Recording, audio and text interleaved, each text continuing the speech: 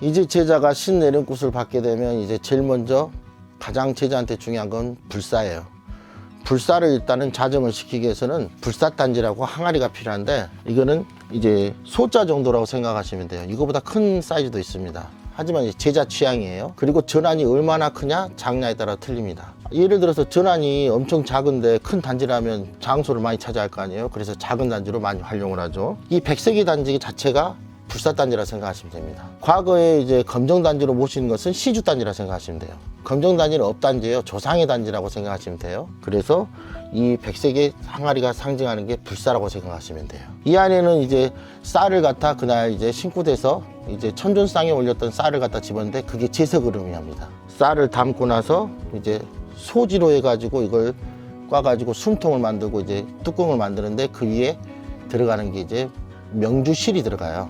예전에는 무명실로 많이 했는데 지금 명주실이 나왔기 때문에 명주실로 쓰는데, 그게 칠성을 상징합니다. 칠성의 불사, 이제 삼불제석이라고 우리는 표현하는데, 그래서 꽃갈이 세 개거든요. 첫 번째 꽃갈은 업불사라고 조상의 불사를 말하는 거예요. 그래서 꽃갈이 첫 번째가 있고, 두 번째는 제석의 불사. 제자가 이제 신을 받았잖아요. 그래도 배고프고 살면 안 되니까 그래도 금전은 모으고 살으라 해가지고 제석의 불사가 되는 것이고, 마지막으로 칠성의 불사. 자손들을 위해서 빌고 빌었잖아요. 목숨도 연명하라고. 그래서 이제 목숨을 낼 때 시를 갖다 쓰는 이유가 그거예요. 수명을 상징하고 자손들을 위해서 빌어줬기 때문에 칠성의 불사랍니다.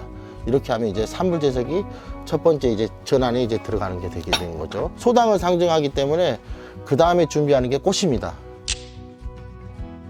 이렇게 하얀 꽃, 빨간 꽃, 노란 꽃, 그 다음에 붉은 꽃이 있는데, 실적으로 3당이니까 꽃이 3개가 들어갈 거라 생각하는데 실제는 꽃이 4개가 들어갑니다. 첫 번째는 이제 하얀 꽃.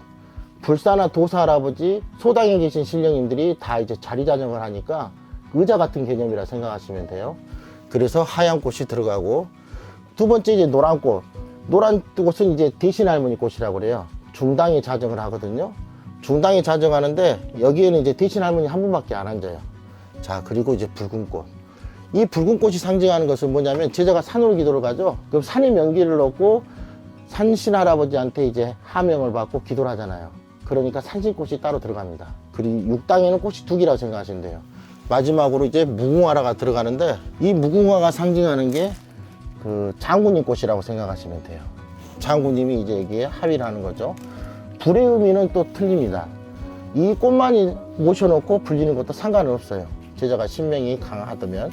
하지만 제자라는 게 신내림 받았다는 게 그 가중에 신명들을 다 몰고 가는 의무가 있거든요. 신파동이 없으라고. 그래서 이제 신령님의 불상을 모신다고 합니다. 이제 가볼까요? 사람들이 이제 가장 이제 많이 알고 있는 이분은 불사대신이에요. 사람들은 예전에 이제 꽃가를 쓰고 있다고 무조건 불사대신이라고 알고 있는데, 실질적으로는 부채 방울을 보면은 원래는 이분이 원 불사대신입니다. 그리고 제석의 꽃가를 쓰신 분은 불사가 대신의 역할까지 해주시는 불사대신이라 생각하시면 돼요. 이분 불사대신이 들었으면 요미점을 다 볼 수 있다고 생각하시면 돼요. 여기 방금 말했던 불사대신, 그리고 대신의 역할까지 겸해 주시는 불사대신, 두 종류라 생각하시면 돼요. 꽃가를 쓰고 있죠? 그 차이고, 사람들이 가장 혼동하기 쉬운 게 여기 계신 분이거든요. 이분은 대신 할머니가 아니라 용태부인입니다. 용왕님의 부인이라고 생각하시면 돼요. 다른 말로는 물할머니입니다. 산신 할아버지 이제 불이 있고, 그 다음에 이제 삼불제석은 있는데, 이분들은 거의 12불일 때 12신령님의 불을 다 모셨을 때 들어가신 분이라고 생각하시면 돼요. 그리고 여기는 이제 별상 대신이에요. 사람들이 오해를 해가지고 창부 대신으로 할 수도 있는데, 실제 창부 대신은 애군 액사를 막는 분이지 점사판에 앉아가지고 점사를 봐주시는 분 아니에요. 그래서 이분은 별상 대신이라고 합니다.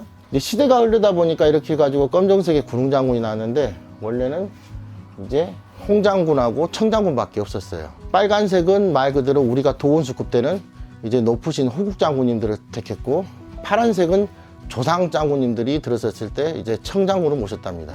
근데 지금 이제 통칭되다 보니까, 예전엔 창 드신 분하고 칼 드신 분하고 나눠졌었는데 지금은 같이 주신다고 생각하시면 될 것 같아요. 그리고 이렇게 특이하신 분이 이제 하얀 옷을 입으신 분, 이분은 이제 천상장군이라고 그래요.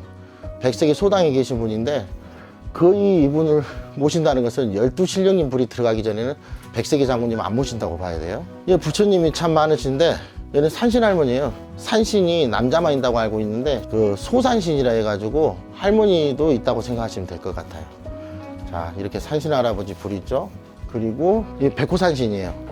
백호산신이 이제 좀 특이한 건데 까탈스럽다고 생각하시면 돼요. 백호산신을 모시는 제자들은 좀 드뭅니다. 백호산신을 만약에 모셨는데 제자가 불경한 짓을 한다면 벌정이 바로 떨어져요. 그러니까 함부로 모시는 산신 아니에요. 그러니까 처음에 산신을 모실 때는 거의 대부분 이렇게 붉은 옷에 산신 할아버지를 모신다고 생각하시면 돼요. 그리고 여기 용왕님이 계시고, 용왕님은 거의 5불 이상이 되지 않은 이상 거의 모시지 않습니다. 그리고 육지에서 모신 제자님들은 거의 5불까지도 안 모신 경우가 많아요. 그리고 이제 글문도사 할아버지. 글문도사 할아버지는 이렇게 옥색의 옷을 입은 분이 계시고 흰색의 옷을 입은 분이 계시거든요. 옥색의 옷을 입으신 분은 옥천도사라고 생각하시면 돼요. 옥천도사는 모든 도사 할아버지들의 다이가 가능합니다. 하지만 흰색의 옷을 입으신 분은 글문과 이제 부적이나 뭐 그런 거 있잖아요. 점사 위주로밖에 안 된다고 생각하시면 돼요. 그러니까 처음에 불을 모실 때 옥천도사를 모셨으면 나머지 도사 할아버지 다 해가 된다고 생각하시면 돼요. 여기 이제 양명의 도사. 이분 때문에 항상 말썽이에요. 이제 산신 할아버지가 도사줄은 맞긴 맞는데 예전에는 과거에는 이 불이 붉은색의 옷을 입은 도사 할아버지가 존재를 했어요. 머리를 이제 풀어 있으셨죠. 그분은 산신도사였어요. 그렇기 때문에 육당에 산신 할아버지나 산신 할아버지 옆에 놓이든지 아니면 산신불 대신 모실 수가 있었죠. 근데 지금 이렇게 백색의 도사는 소당의 양명도사 할아버지요. 약사 할아버지라고도 하죠. 이 할아버지가 계실 곳은 소당입니다. 만약에 이 소당의 할아버지가 예를 들어서 육당에 가 있다. 그러면 그 제자는 분명히 반드시 몸을 다치게 돼요. 그래서 소육의 그 기본이 가장 중요하다고 생각하시면 돼요. 그리고 이제 지금 이분이 이제 대신 할머니예요.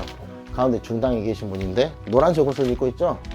대신 할머니는 항상 점사를 해주고 조상을 잡고, 그 다음에 넉대신 할머니는 말 그대로 조상의 넋을 받아주고, 전한 3대신은 본양 대신, 넉 대신, 성수 대신입니다. 이 성수라는 의미는 말 그대로 내가 모신 분, 신령님을 뜻하는 거예요. 뭐 성수 대신이라 해가지고 대신 할머니 위에 높은 분, 그런 분이라 생각하시면 안 돼요. 제자가 모신 분들은 다 성수라고 생각하면 됩니다. 성수 대신 중에는 여러 분 있는데 말명 대신 할머니도 있고 꽃 대신 할머니도 있고 그 명패가 각각이라야지 다 성수 대신이라고 생각하시면 될 것 같아요. 처음에 제자가 이제 그 도사가 아닌 이상 무당이라면 제일 먼저 들어가는 첫 번째 불이 이 대신 할머니예요. 가운데 중심을 잡고 이렇게 산신 할아버지나 아니면 이렇게 글문도사 앉아 계신 분 이렇게 모실 수가 있어요. 그 이유는 뭐냐면 키높이겠죠. 소당하고 육당의 키높이가 틀리면 안 될 것 같잖아요. 그리고 나서 제자 이제 장군줄이 너무 강하다. 그럴 때는 대신 할머니하고 이렇게 양명도사 할아버지하고 장군님하고 서 계신 분들을 그렇게 모실 수가 있어요. 불을 모시는 의미는 마신, 집안에 제작감이 혼자만 아닌 경우가 많아요. 그럴 때는 신명을 몰아서 이렇게 제자만 신명을 모를 수 있게끔 이 점안식을 할 때 구멍이 있거든요. 이 구멍 안에 그 마신의 사주를 넣어요. 그리고 복장이란 걸 하고 나서 점안을 해드리고 불을 모시는 겁니다. 그걸 이제 점안식이라 해요. 지금 이렇게 눈동자가 이제 이렇게 3개가 찍혀 있는데 신령님들이 예전에는 과거에는 2개만 찍혀 있었어요. 그래서 마지막 하나는 점안식을 할 때 눈동자를 찍었거든요. 신의 눈동자는 3개랍니다. 그 점을 갖다가 나중에 하나를 더 찍는 거죠. 제자한테 남은 것은 이제 선택 권한이 있는 게 탱화로 모시냐 아니면 글문의 명패로 모시냐, 그 차이가 있어요. 탱화도 2종류입니다. 족자탱화라 해가지고 소위 이제 말하면 쪽탱화라고도 하거든요. 쪽탱화로 모시느냐 종합탱화를 모시느냐 아니면 글문으로 모시느냐, 이 3가지는 제자의 취향입니다. 신선생하고 다 이렇게 해가지고 의논을 해가지고 제자한테 맞는 쪽을 택해서 그렇게 모셔주면 될 것 같아요. 마지막으로 이제 당부드린다면 이제 건립 부분은 선생님마다 다 틀려요. 근데 옛날 과거에는 선왕을 모신 제자는 옥수그릇이 하나였고, 그 다음에 건립의 장군님, 신장님, 대감님을 모신 경우는 옥수그릇 3개에 촛대 2개가 들어갔다고 생각하시면 될 것 같아요. 그리고 옥수그릇은 3당을 먼저 상징하기 때문에 기본적으로 들어가는 게 3개입니다. 신령이 목으로 잡을 경우는 5불부터 시작할 수가 있다고 생각하시면 될 것 같아요. 3당을 모시고 촛대는 전환이 작을 경우는 2개, 전환이 이제 3불을 모셔가지고 넓은 경우는 촛대는 쌍으로 소당, 중당, 육당 해가지고 쌍으로 6개가 들어갔다고 생각하시면 될 것 같아요. 칠성이의 촛대는 벽이라고 생각하시면 됩니다. 그리고 이제 제자가 이제 산에 기도를 갈 때 이제 생미를 바치는 경우가 있거든요. 그렇기 때문에 합수를 받기 위해서 이제 생미기를 3개를 갖다가 소당, 중당, 육당이 놨다고 생각하시면 됩니다. 가운데 생미기는 그 일사가 들어올 때마다 생미를 갈아가지고 조리를 잡고 그렇게 하는 용도고, 양쪽 생미기는 나중에 초하루 때마다 갈아준다고 생각하시면 될 것 같아요. 이래서 애동제자재기를 마치겠습니다.